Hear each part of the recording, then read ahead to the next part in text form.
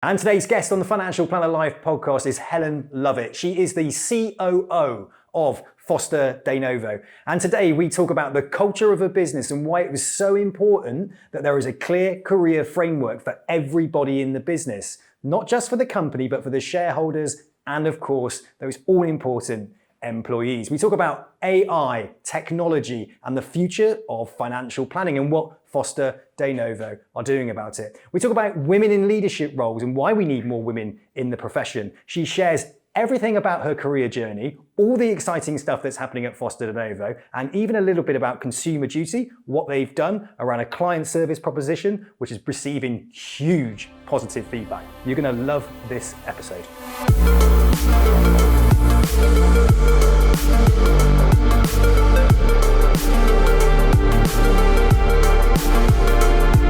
Helen, thank you so much for joining me today on the Foster Denovo Talent Attraction Special with us here at the Financial Planner Life. It's amazing to get a female in a leadership role within financial planning. I think it's like 1 in 16. Okay, is that right? Yes, women are in leadership roles within the financial planning profession. And everybody speaks so highly of you as well within the company. I've interviewed a few people now. Your name comes up a lot as a great leader, highly empathic. Nice start, Sam. Nice bit of feedback. Yeah. Can I get some more business from you now? No. I've got to earn it. Yeah, Exactly. I've got to earn it. So I tell you what, look, we've just talked about the types of people that have been telling me what a great environment it is here, right? And one of the things that comes up a lot, and I talk about it on the podcast, is career development plans. What's it like to run a business and see it from your position and recognize that you are building a business that really does enthuse their employees through really achievable and progressive career development frameworks? How does that feel to you? I mean, it feels brilliant. It was very deliberate. It is very deliberate. That's the first thing to say. It's something that we went after, put in place, went after it, tried it, refined it, tried it. And what you're seeing and hearing now, I think, is the fruits of that labour of love. Obviously for the people involved, it's amazing because what they get is a career path. They get to feel that they're succeeding and feel that they're learning, and learning something every week should be sort of mandatory, in my opinion. It's what keeps us all interested and interesting. So it's great for them. And of course, it's also great for our clients. Clients can tell when they're engaging with somebody that is intelligent and engaged, and cares about. And people that are moving on and moving forward, they are going to be more determined to deliver service excellence. They just are, because they're going places and they're delivering everything they do. They're trying to do their very best on. And we're a growing organisation. So you're not sitting there waiting for someone else to decide they're moving on. There's constantly the need for people to develop and to be strong and move forward and learn.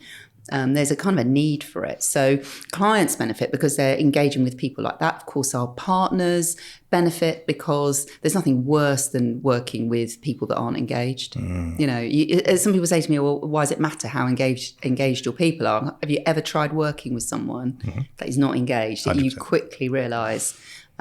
So it works from the client's perspective, it works for the people themselves, it works for the partners they're looking after. It also works for shareholders, which, people maybe don't always recognise, but, we've got the kind of turnover that you want, in the sense of sometimes people leave to go and pursue something entirely different. That happens. So you've got that little bit of turnover, but you're not constantly replacing talent. Your talent's just growing and you're, backfilling underneath it. That's a really efficient an effective way to run a business. So it works for everybody. I love it. For me, I've been bleating on about career development frameworks and roadmaps within financial planning since I started this podcast. Running a recruitment business for 15 years, one of the biggest frustrations for any candidate that came to us a lot of the time within financial planning was lack of career development. And you saw that a huge amount within the administration, power planning, back office type functions. There was a period in time where it was a hierarchical kind of system. It was like, you're either an admin or you're a power planner or you're a financial advisor, and then you become self-employed. As the profession is starting to evolve, but there's only a few companies that are evolving in the profession because, let's face it, it's a bit sleepy. There's a lot of people at the helm of these financial planning companies that aren't really wanting to grow. So therefore, why would they invest in career development plans and talent attraction and taking on a new person when to them maybe they're thinking more about exiting that business? And that in its own right is a huge opportunity, right? It's about turning around to those companies saying, look, do you want to get more value from your business? then maybe it might be time to exit. Have you thought about selling your business, which is something which you guys are absolutely brilliant at as well, with some really successful acquisitions that have been going on? Really interesting point that you just said, because I never thought about it. The shareholders are happy. Yeah. Just explain that. Yeah, I mean, it's just incredibly inefficient to be replacing talent on a regular basis. So you recruit somebody, it's a good recruit, you take your time, you've got the right value set, they want to achieve, you put them in a role, they develop and they grow and they're ready for the next thing. You don't give it to them, they go somewhere else. What do you have to do? Well, repeat.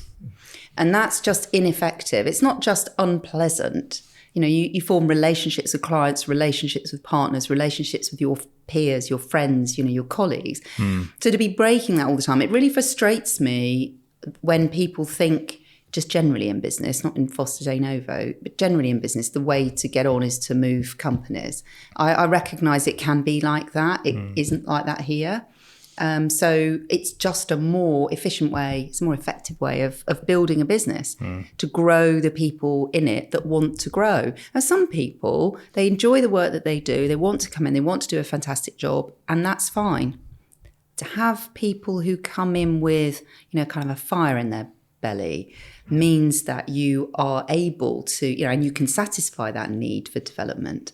It's great. It means that they stay longer. We run the business more effectively. Clients are happier, etc. It just works from a business perspective. Clear career roadmap. Somebody knows exactly which route they're going, where they're going, their expectations of the business in respect of taking them for their earning potential. I mean, like, earning potential is a big thing, right? People want to earn money, but they want to know how to get there. They're not afraid of the hard work and what's required. But when you put a roadmap in front of them, at least they've got something to work towards. You'll be surprised, Ellen, how many companies haven't got any of that. Yeah.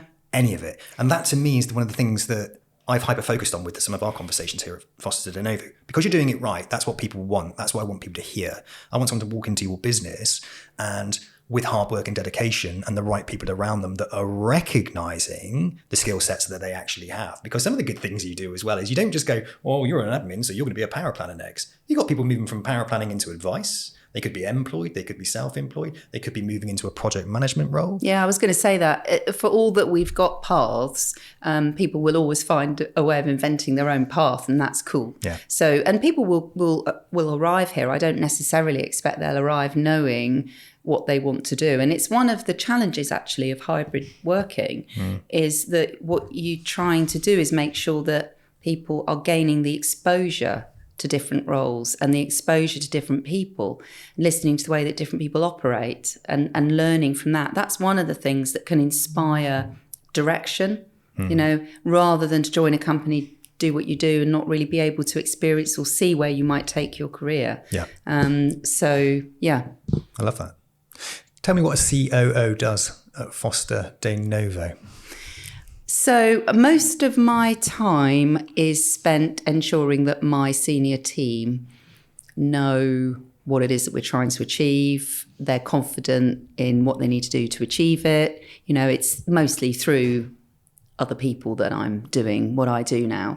I'm also a change manager by profession, so I still run the odd project here and there for Foster Denovo, and I love that. You know, that enables me to work with a much broader cross section of people, and sometimes, you know, down in the detail. You know, that's a good thing for me to dip down and really get to understand a particular subject, and you know, and then leave it in someone else's capable hands to run.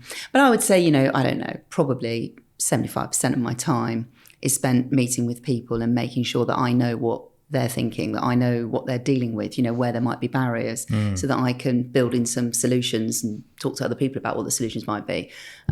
Or I'm communicating, you know, what it is that we're trying to do. I'm looking all the time to join people together, make sure there are no overlaps or not too big an overlap, and also no gaps. So, you know, occasionally it happens, someone says, well, I didn't know that. I didn't know we were doing that. I see that as a kind of a, problem. You're a problem solver, aren't you? Yeah. You're a problem solver. Yeah. How do you keep your feet on the ground? Because you sound like a problem solver, but we've had some conversations before this, and you're really into technology, AI, and all those typical types of things as well.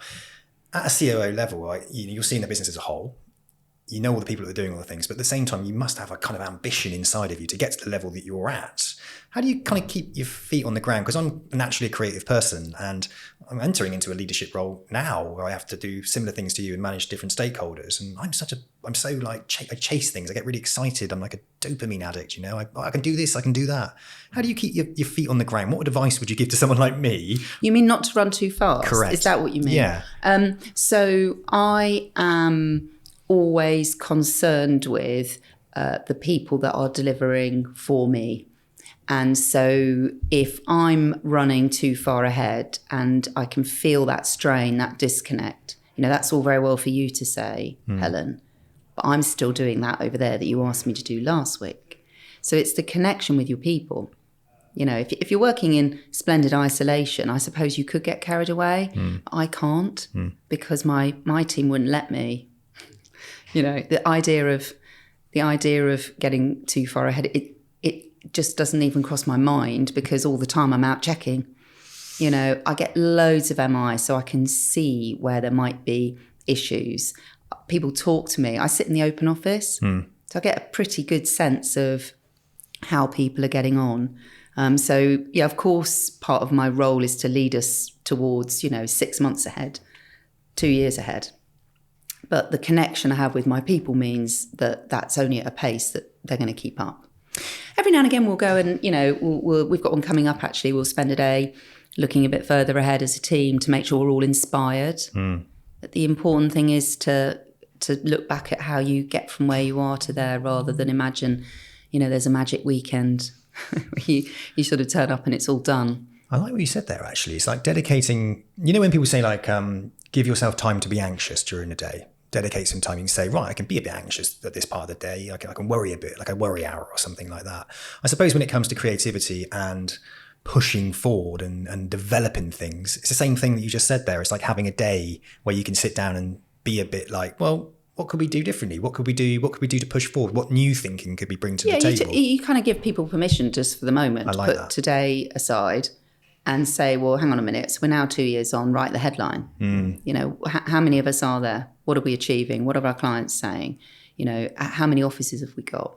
So you sort of paint the picture. We've done it several times before. Yeah. It's just about continually refreshing it. I've never heard of an anxiety hour, by the way. I would love it if I could do all my anxiety in 1 hour. That sounds amazing. Giving yourself permission to worry about something. Yeah, I know, but have you ever met a person that is responsible for, operations that isn't worried? I don't know. Constantly anxious. Well, look, I've been running a business for the last 15 years, and 24/7.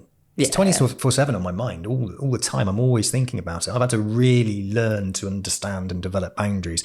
And it's through conversation with people that have done it for so long, that have the experience like you, that I pick things up.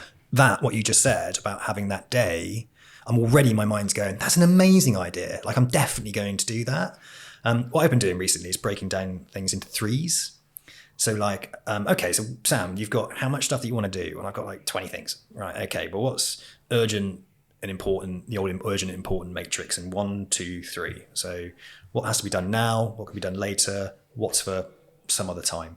And I categorize them all into that way. That's a 3. And then I put 3 things I have to do now. That now would be the first 3 months. So it's in 3s all the time. Right. And then I've got 3 projects. And it's like, brilliant. So what 3 are the key things that I need to do underneath each of those projects? So it's all projects. So it's all in 3s. And since I've been doing that, I found that really manageable, because I'm not saying no to the things I'm really excited about. It's just knowing what to prioritize and when to deliver it by. Have any of our people talked to you about our boulders? No.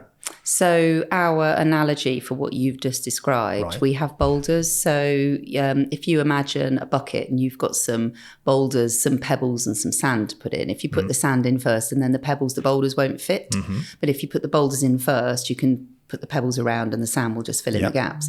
So that's our analogy, to concentrate on what the boulders are in your work. So we have every year, we have boulders. At the moment, we've got 4. We've had 4 for some time. They refine a bit each year. Their focus slightly changes. And we have end-of-year targets within each boulder. So we've got a boulder that is to do with our acquisition and integration plan. We've got a boulder that's to do with our recruitment and growth plan. We've got a boulder to do with our propositions to client. And we've got a boulder that's to do with efficiency through digitisation. And so those boulders become your sort of most important. That's our language for what you've just described. And so, the idea is, my emails are my sand. I could spend my entire day just answering emails and would add no value whatsoever, and I wouldn't get anything done. But somehow, if I do the things that I think, actually, this is really going to add value, I kind of get my emails done as well. It's magic. I've just been leaning into a PA recently, and I struggle with the whole, things like podcasts, right? Booking people in and getting people in a room at a certain time. So I've been leaning into a PA, and I've never had a PA. I've been leaning into a PA, and my God, they're amazing. I was thinking, why would you have a PA? Why don't you just do it yourself? It's like letting go of the control. But actually, the control element of it makes me anxious, because I love spending my time on some video calls. I'd rather have 5 or 6 video calls in my diary talking to people, because talking to people to me is where I'm energetic, where I pick up ideas, where I pick up you're probably not very good at admin either, no. Are you? Not being funny. Well, hyper-focused I am. So, when we jumped on the call, for instance, I don't mind getting to know you. Once I've gotten to know somebody, then I can hyper-focus on how I construct a podcast. And then I totally go off-piste. No, I've noticed. The difference, though, between admin and focus, so I'm not saying you've got no follow-through. I wasn't meaning to imply that. You may not, but I don't know that about you yet. But what I meant to say is that the role that a PA performs might not be something that you would be good at, even if it was your whole world, right? I wouldn't be. My PA, Natalie, understands without me having to tell her what will be important to me. So, and she can tell if I'm having a day that I feel my nerve endings are jangling, as opposed to a day when we can spend a bit of time having a bit of a laugh. So, that's the skill, being able to organise someone else. She makes me look better. That's what she does. She makes my life easier, and she makes me look better. And a lot of that is done through intuition, through knowing me and through intuition. That's a skill set that is different to the skill set of my job or your job. So, yeah. There's always a kind of at the beginning of that relationship as well. And I find I can get quite frustrated when I've got an idea in my head, or I'm thinking about something. You almost want that other person to be a mind reader and understand what's going on in your mind. So I'm having to get into the mindset of, I need to explain this to you in the beginning in quite a bit of detail, so you actually get how I think. So there's going to be more work in the beginning with somebody who's a PA, and then later on, as long as I've treated them with respect and all of that kind of thing. Because in the past, I might have lost my heat with people and ruin the relationship, and then it becomes an anxious conversation with that person. People always do a better job if they know why they're doing it, don't they? So, that investment initially, so that somebody feels motivated to, they get why they're doing what they're doing. Yeah, brilliant. So all these boulders going on, which boulder was consumer duty under? Proposition. Okay. Talk to me about proposition, because you've got quite a unique proposition for your clients when it comes to servicing. Yeah, so we're rolling out a new style of proposition. We're 70% of the way through, 71% of the way through, to be precise. So, our clients all need a certain core service. So for us to check that their circumstances haven't changed, to understand, where they're at in terms of their thinking and their goals, and for us then to ensure that the plan that we've put in place for them remains relevant, appropriate, suitable. All clients need that. Beyond that, every client is different. And so what we've done is to define a core review service, and then to have a range of value-added service elements that can be added to that when needed and when it will bring benefit. And so each of our clients has essentially got a bespoke review service that is specifically customised to what they need, and they're charged accordingly. So there isn't a set fee. Not every client is considered the same level of service, and therefore the fee will change depending upon the level of service the client actually wants, that's appropriate for them and that they need. That they need. So there are some things that we know that we need to do for that client's circumstances. So it's not a pick and mix, but it is customised to what that client needs and wants. So yes, they're only charged they're only charged for that. So if you imagine, the combination and permutation of all of those different services, I don't know, I haven't done the maths, but there'll be a huge number of possible fees and service descriptions. So if this is already done, pardon me for my ignorance, right? I spent 15 years doing talent attraction and selling business, not underneath the bonnet, which is going to change.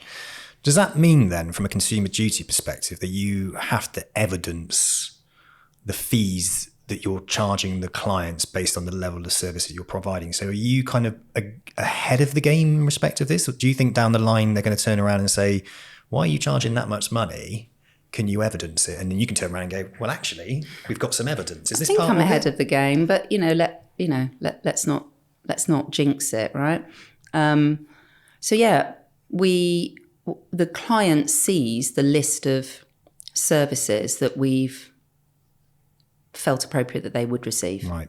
So it's not a black box. There's a calculation engine that works it out for sure. But the client will see, so I'm going to receive a core service. I'm going to see you 3 times a year. I'm going to receive a cash flow forecast from you. There's some estate planning to do. They will see that list of services and the fee that they'll be charged for it. Be interesting when things like Gen AI comes in and then you have that menu of services and the client can actually ask what that means, and then the document will talk back to them, answering the questions to anything on the document. That's exciting. And I got talking with... There's an idea. Yeah, well, it's coming out, that type of thing. And that's how it's going to be set. So, any kind of like long-winded policy document goes out at any time of the day. If I've received it, I can talk to it and it can talk back to me and explain things to me. It's amazing. Yeah. And that's coming out. Yeah, it's a good idea. I mean, our fee agreement is going to be a maximum of 2 pages long. Really? It's not very long, and there's a few lines for each of the services to describe what it is that the client will receive. So this has been rolled out, or is it? You said it's 71%. Yeah, so we're 71% of the way through our clients. You're rolling out the new proposition to them. Fantastic. So let's talk about feedback then on that. How has it been received from the clients? Yeah, I mean, so far brilliantly. We've been absolutely delighted. Change doesn't suit everybody, and some clients are really delving into it and want to understand it much more clearly than others. We use the Net Promoter Score. We have done for quite a lot of years now in Foster Denovo. So we've actually started specifically looking at the Net Promoter Score for those clients that have received this new style of service. Because to be clear, the clients might have received those services previously, but what we're now doing is being much more particular about ensuring that they understand what it is that we're committing to do for them and for what fee. So, sometimes it won't feel dramatically different, but we want to get some direct feedback on it. So the Net Promoter Score, my understanding is the average in wealth management is kind of around the plus 35, which is a really, really good score, plus 35. As an industry, we should be really proud of that. So far, the feedback that we've got for our new proposition is plus 84. Wow. I know. That's insane. That is insane. That's really, really good. Yeah. I met you before, didn't I, a few years back, and you were really passionate about the Net Promoter Score. So you have continued on with that. It's a really hard measure. It's brutal. So if a client, the question is, would you recommend us to a friend or a colleague, whatever is appropriate for the question? Would you recommend us? And it's 1 to 10. And you ignore the 7s and 8s. They're called passively satisfied. So I think a score of 8 is a pretty good score. And, particularly in our culture, I don't think we're always the most effusive of nations. It's okay, it's fine, give it a 7. And they don't count. So what counts in the Net Promoter Score is the percentage of your clients that score you a 9 or a 10, subtracting the percentage of your clients that score you a 1 to 6, who are your detractors. And so it's brutal. I'm very passionate about it. The reason it matters for us, aside from it being a really clear measure, a really direct and straightforward, simple question, not difficult to answer and not difficult to interpret. The reason it's so appropriate for us is because it tells you about growth. Because most wealth managers, and we are just the same, grow through referral. And so if you're asking your clients, would you refer us? And they're saying might, well, that means no. If they're saying, yeah, 9 or a 10, I would, they probably will. So it tells you whether or not you're going to get referrals and you're going to grow. When you get that feedback from the client around referrals, quite interesting. Do you follow up with those who say, yes, we would refer? Is there like a system from a marketing perspective that would follow up and hopefully pull one out? Or how do you approach No, it tends to be through digitally? the advisor. Okay. It's through the partner. Yeah, they would already have spoken to the client about that and got some feedback from it. And where we do centrally pick up is if we get a 1 or 1, anywhere between 1 and 6. That client will get a contact to say, please explain what's happened, what's gone wrong. That's not how we intended it to be. You love your data, don't you? Yeah. Yeah. I do. What's exciting you the most then? Because obviously that service level agreement is brilliant. The data that you're gathering is brilliant. We're about to enter a data-driven type environment where AI is going to come in and revolutionize it. Is there anything you're doing or anything you're excited about around data and tech and AI? Yeah, I mean, we're looking at AI. We're piloting a couple of AI tools at the moment. And AI has been around for absolutely ages. What's happened most recently, though, is that some tools have emerged into our market that are tuned to do jobs that are really valuable. That's the difference. It's the specific tools that are available to make our lives easier doing the job that we're doing. So, for example, there are tools that will take unstructured data, so a conversation between a client and their partner, and organise it into structured information that a paraplanner can use to do some research, or that the partner can use to drop an email back to the client and say, this is what we talked about and I'm on it. And taking away some of that administration burden from a partner who is brilliant at client relationship, at creating rapport, at advising, taking away an administration job or reducing it, taking it away, reducing it. It's got to be good, hasn't it? And I think that's really exciting. Some partners, no doubt, will resist. There's that sort of sense of it's something to be scared of, but I think a lot of them are going to think it's Christmas early. I think so as well. And there's this fear that it's going to kill power planners off. It's going to kill administrators off. Will it make their lives better, easier, so they can focus on more of the tasks that add more value, I think, to the client? More client-focused stuff. I think the digging around and getting the right information back is obviously hugely important, but it's no one's going to enjoy that. That's going to take forever to get that information. Yeah, look, I don't think anyone needs to worry. So first thing at Foster Denovo is we're growing so fast. If we can create capacity in our talent, happy days. I'm just not worried about that. It doesn't even cross my mind. When people talk about automating the paraplanner's job, I think they misunderstand what the paraplanners are doing. They're researching.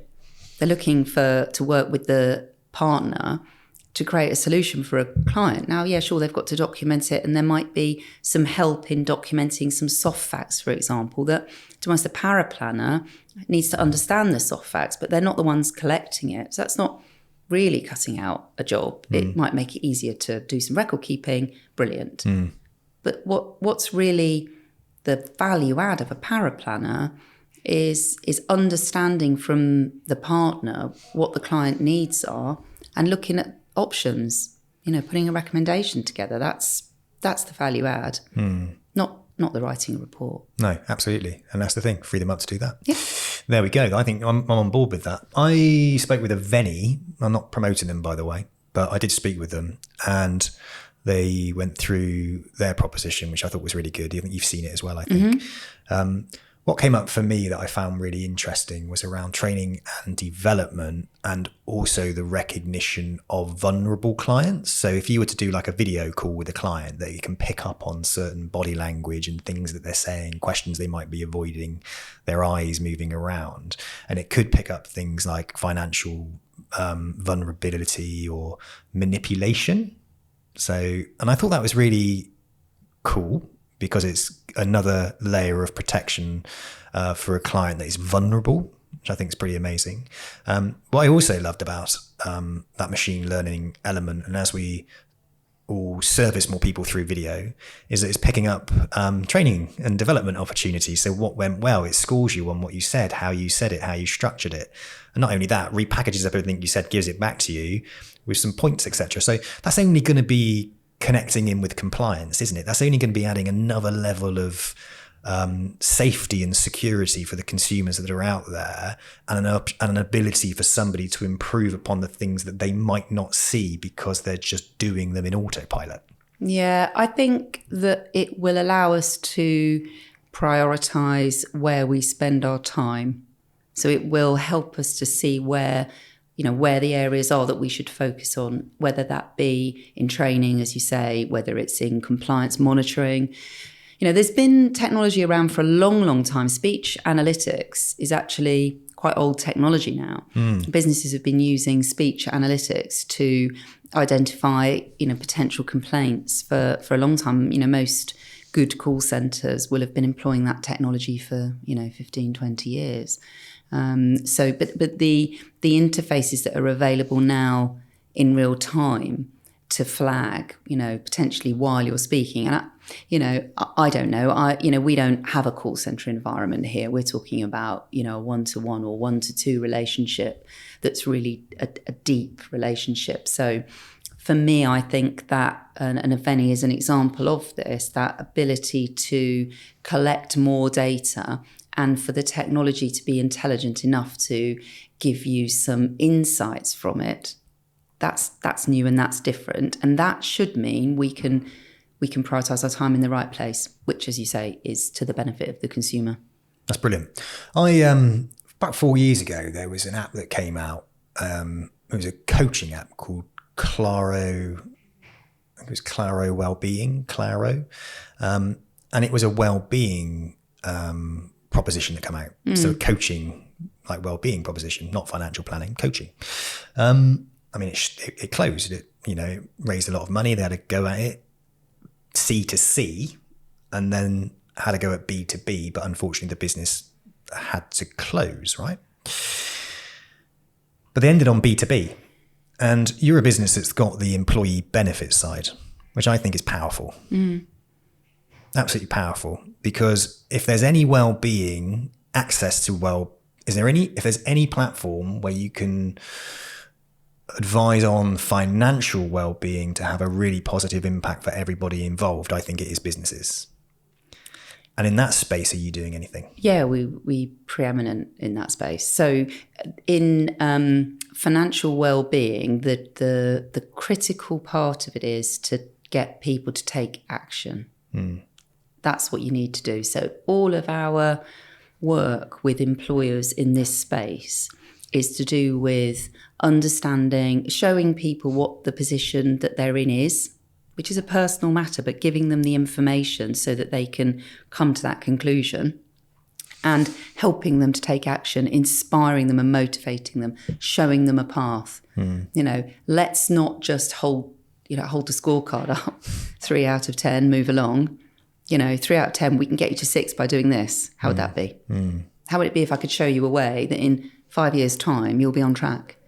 So it's inspiring people to take action, baby steps, early milestones, early deliverable milestones. I think financial planning in the workplace in general is an untapped market. I think B2B, from financial planning to businesses, is something that financial planners should focus on. Most of the successful financial planners that I know have got a B2B strategy. They develop B2B strategies. Yeah. I just think it's that's exactly what I would be doing. I'd be going straight into a place where I could speak to hundreds or if not thousands of people. Like if I was a financial planner, my podcast would be talking to HR professionals, senior HR professionals, about what it is they do, the crazy great things they're doing within the businesses to make change. Of course, we'd incorporate things like financial well-being into that. Now, I'd be doing that because other HR professionals will be listening to it. And if other HR professionals are listening to it and they're seeing me positioned as somebody that's innovative and focused on well-being within the workplace, and how if somebody looks after their own financial well-being, the positive effect it has on the bottom line of the company, if they're seen to be helping those individuals under financial stress, for example, and giving them accessibility to something which is usually not accessible to them, delivering simple workshops or an app or something like along those lines, then you're flying into the businesses and you're getting a client that can give you access to lots and lots of different people. I mean, look, the whole referral, growth by referral is the same in employee benefits as it is in private wealth. You know, we grow through HRDs, finance directors, head of divisions saying these guys came in and it made a difference. So we measure the difference that we make. So, you know, you're running a workshop, yes, but you're checking what people did as a result of it. It's that taking action. You know, we record the number of people within an organisation that have gone and increased their contribution to their workplace pension because we've shown them what that means and what part that can play in their well-being. So it's not running a presentation. You really need to get in and amongst it. Yeah. And, you know, not everybody does. That's what we do, in and amongst it. So you're right to call it a B2B. It doesn't feel like that because although we're contracted by the business, the impact we're trying to have is on their people. Yeah, and that's essentially like probably what I'm trying to get at is how can I kind of come at it from, I suppose, from a marketing perspective just then. It's like, how can I position myself as that key person of influence when it comes to financial well-being from a financial planning perspective, using what I know, which is podcast marketing, for example. Perhaps I'm just trying to pitch a podcast for you. Next question. Always closing. Yeah, always closing. Right. Women in financial planning is a great thing. We need more women in the financial planning profession. And you are, like I said earlier, one of those rarities, which is a female in a leadership within financial planning. Just look, first off, why should women join the financial planning profession? Why do you think it's such a good profession? Why have you enjoyed it so much? Yeah, I mean, this isn't really a female answer to the question necessarily. Why I love it is because it's all about people and interactions with people, and it's a very human game. And that's not what most people think when they look at the outside and look in at financial services. But, you know, I attended a friend's retirement drinks, you know, the other night, and the people that are there, she's known for years, different businesses, and they've moved, and they're all still friends, and, you know, we all still come together. And that's what the industry feels like to me. I mean, that's not about it being female or otherwise, but it's why I've loved it is because it's so human and it's so sociable. People make me laugh. You know, we have a real laugh in our business, and, you know, seeing, you know, young people coming through and developing and such, it's all part of just what floats my boat, to be honest. One of the things I think that is very helpful for a lot of women in financial services is that you can work quite flexibly. So it's possible to work, I mean, especially now, of course, remotely. It's possible to work slightly different hours. And, you know, the coincidence is a certain time in your life when you're building your career and also building a family. And that's not unique to women, but it still often is a choice that a couple will make, that's something the woman wants to prioritise and be very much central to. And if couples are making those choices, then financial services is a place where you can build your career and build your family at the same time. And it's just that some walks of life, that's much harder than others.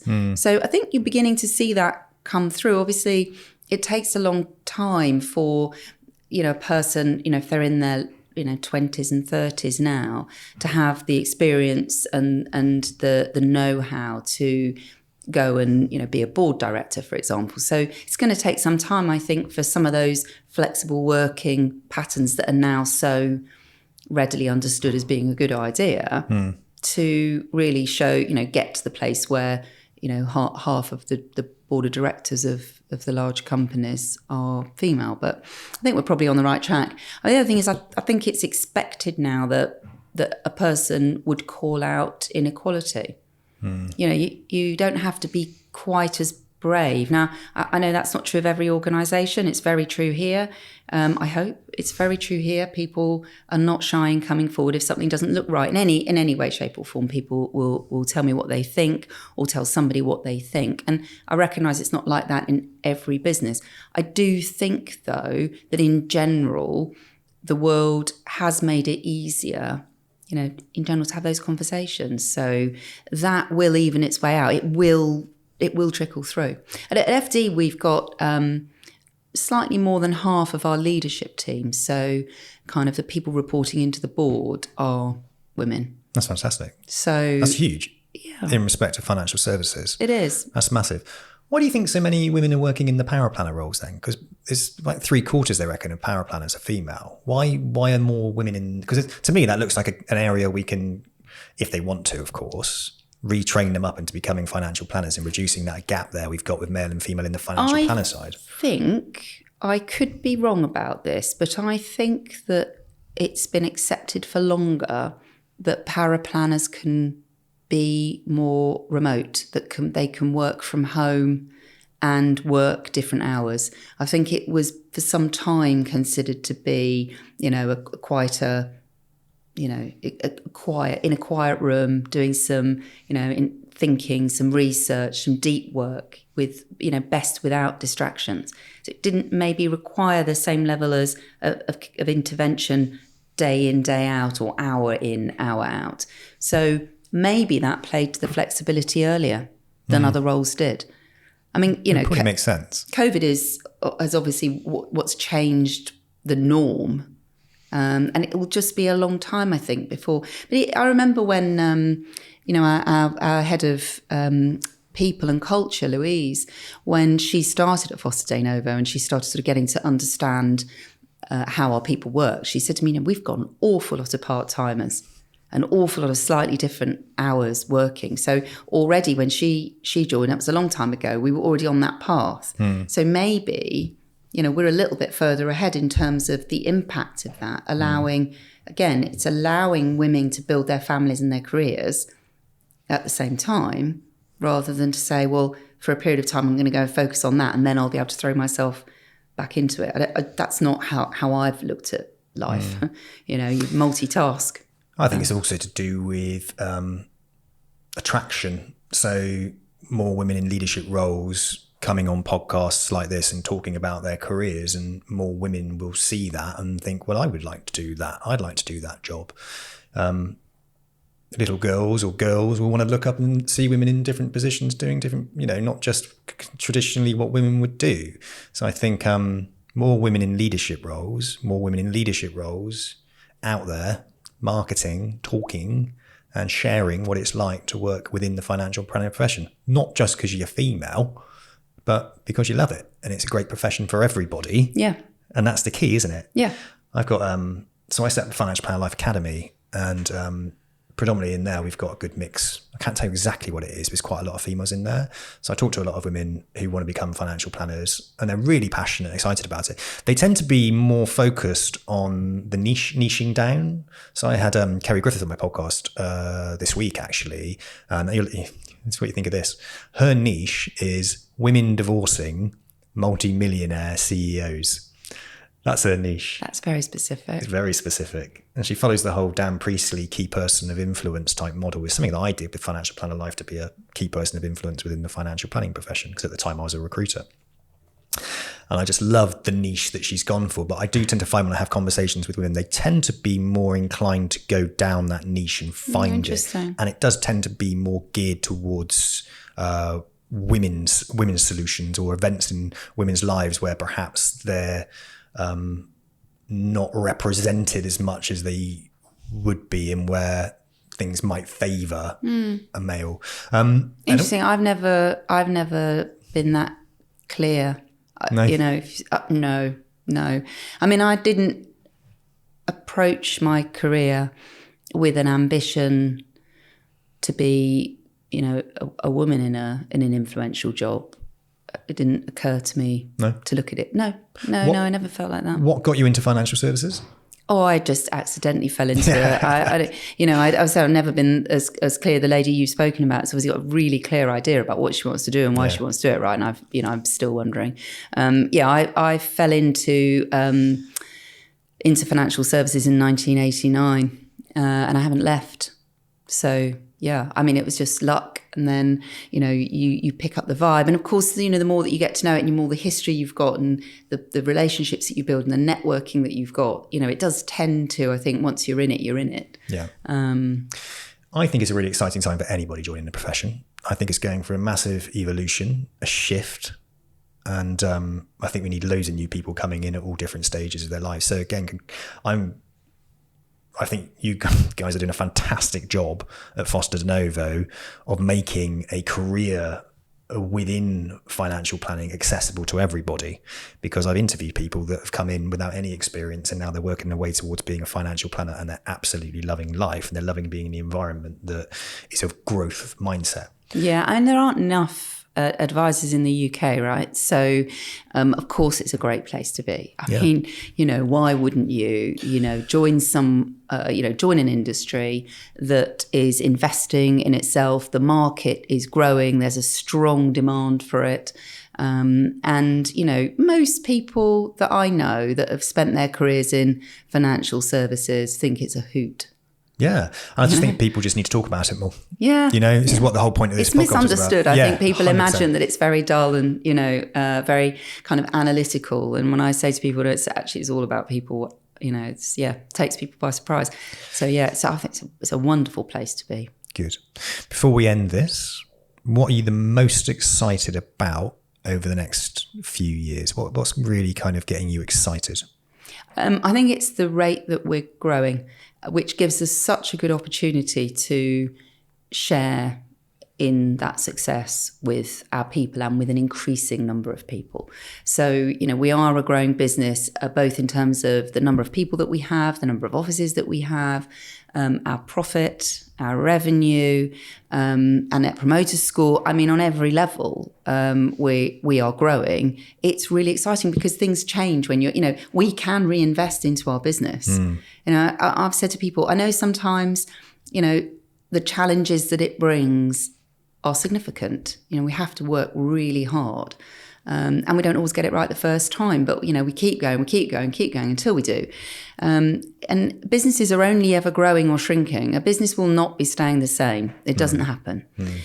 So if you're going to make a choice in being in a business that's growing or a business that's shrinking, it's not very complicated, is it? No. So I'm really excited. Yeah. We're investing so much in our business, in our people, in our propositions, and that will continue over the next 2 years. But it's shining through. So from the outside looking in, now me being on the inside talking to people, it's shining through. So the more you can do to shout about it from the rooftops, I think there's your solution. I don't think you're going to have a problem at all in growing your business, because there's so much energy here. Yeah, it's good. It's so much energy. The office environment in and of itself is it's got a bit of a zing. Which, I love. That's what it's all about. Yep. Helen, thank you so much for sharing your career journey, your insight into financial planning and Foster Denovo. It's been an absolute pleasure. Yeah, nice to see you. Cheers. Cheers, Sam.